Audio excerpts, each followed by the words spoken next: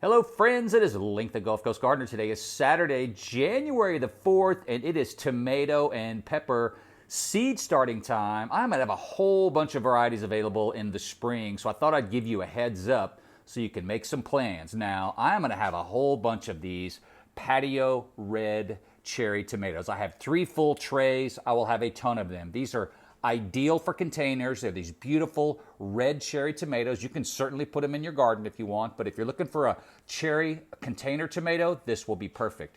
Now next to those, I've got Sun Sugar. This is a classic golden cherry tomato. It is one of the most flavorful you can grow. Now it is indeterminate, so you're going to want to put this in the yard and put it in a cage or stake it up so it'll get pretty big, but this will make tomatoes all summer long, and it's as good as Sun Gold in my opinion, but without the cracking. So definitely pick up a Sun Sugar or two.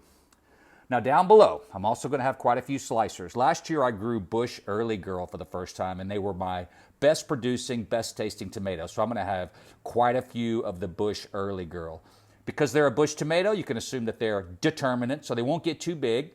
So you can grow them in a large container. I grew them in the garden. Either option works great. So Bush Early Girl, outstanding tomato. Next to that, I'll have a tray of Celebrity. This is a tried and true classic tomato that does really well here in our Gulf Coast Zone 9B. Beautiful red slicer. So grab one of those if you want as well. And next to that is Galahad. This may be my favorite slicing tomato that I grow consistently year after year. Beautiful, large red tomatoes, plenty of disease resistance. The taste will remind you of an heirloom, so pick up a Galahad for sure. And then I've got 3 test tomatoes that I've never grown before, so I only have a few of each. In the back, I'm going to have 8 German pink tomatoes. It is an heirloom, a large, probably gets a pound or even larger in size. I've never grown them before, but I'll have a handful of German pink. I've also got something called Dwarf Sneaky Sauce. It's the only sauce tomato I'm starting from seed. I'm only going to have 8 of them, so you might want to grab one of those quickly. It'll be like a pear-shaped tomato that's great for sauces. And up front, I've got something called a Zoycha. It's a Russian tomato. It's a large yellow slicer. It was a free pack of seeds that one of my seed suppliers sent me, so I thought I'd give it a try. So yellow slicer, I'll have a few of those as well. So let's get on to the peppers. As much as I love growing tomatoes, I think I might enjoy growing peppers even more. There's just so many varieties and shapes and sizes, from very sweet to very hot.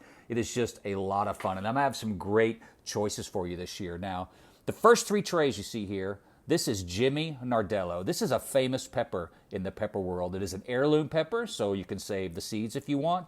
It is incredibly sweet, my sweetest pepper by far. It makes these gorgeous, glossy, shiny red peppers that get nice and long. Very prolific plants. I think they're going to do fantastic here. So definitely pick up 1 or 2 Jimmy Nardello. Next to that I have Ausilio. Now I grow this pepper every year. It is an Italian thin-skinned frying pepper, which I purchased my original seed from Seed Savers Exchange, and I've been saving my own seeds ever since. So you're getting the 3rd or 4th generation of Ausilio pepper seeds that I've raised right here in Jamaica Beach. So these plants are going to be very well suited to the area. They do like some afternoon shade. They can be a little persnickety, but you know what? The peppers are fantastic. They're incredibly sweet, but then they have this medium hot kick to them as well. It's like nothing you've ever eaten. So definitely pick up one of these Ausilio. Down on the end, this is a large red hot cherry pepper. They're like large cherries. They're perfect for stuffing. I made pickles out of them last year. They're not too hot, 1,500 Scoville units or so, which is kind of the entry level on the heat scale. Absolutely delicious, prolific plants, will make a ton of peppers, and there are so many different uses in the kitchen. Now, down on the bottom row, we've got Megatron. This is the only jalapeno that I'm growing. I grew this last year and fell in love with it. The peppers are huge. I love to make jalapeno pickles, and the bigger the peppers are, the fewer you need. So these are incredibly prolific plants. The flavor is delicious. Jalapeno is, this particular one is 1,500 to 3,500 on the Scoville range, so not too hot. I eat them fresh. They do great in cooking and chili especially. So pick up a Megatron. Next to that, we're really moving up in the heat scale now. So this is Daddle. It's spelled Datil, and I discovered this pepper just reading about them online. It's apparently the national pepper of St. Augustine, Florida. They do pepper festivals, they make salsas and jams. They grow them all over Florida.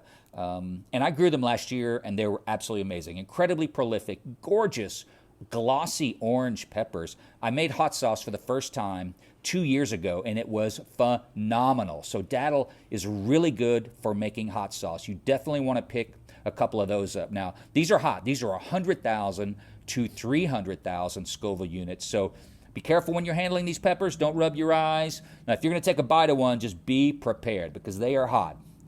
But that is nothing compared to these last two trays.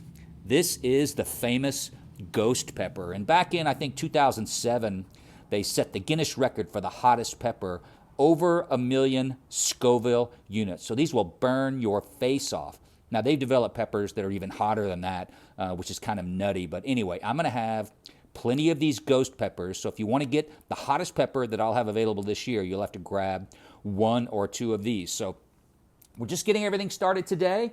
I generally am at the Galveston's Farmers Market in early to mid-March when these plants should be ready. I'll also be selling them from the house here in Jamaica Beach. So if you're one of my local followers, let me know what you want, and I'll add your name to the list. So and then when the peppers are ready, I'll be happy to notify you. So as always, thank you so much for watching. I'm really looking forward to the 2025 growing season.